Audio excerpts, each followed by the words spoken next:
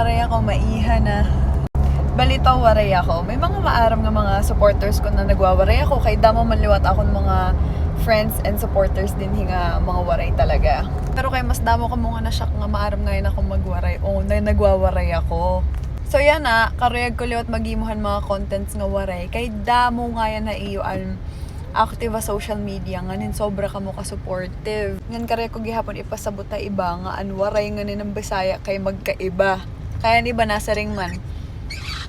Taga Samar ka, Bisaya ka pala.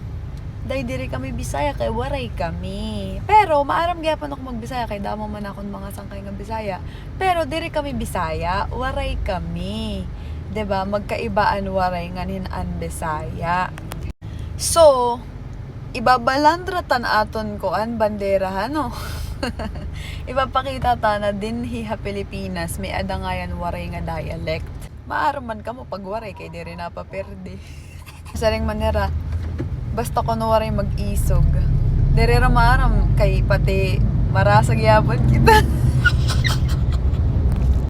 Balitaw. Maisog talaga. Biskan man hinong maisog, di ba? Basta makauorit na. Nyayabo na yun. Charis, diri joke lang. Nalipoy ako nga damo nga yan ng mga waray nga active sa social media nga supportive. So, maghihimo na kita hit content na puro waray. Kaya kung kareyag niyo ako mas makilala pa or mas na makaistorya or makitaan hafid niyo it dabo pa nga waray nga content ko. Comment ka mo kung anong nga klase nga content na niyo kareyag makitaan. Nganhin press 1 ha mga waray dida and pag-comment ka mo kung mga taga-diin ka mo.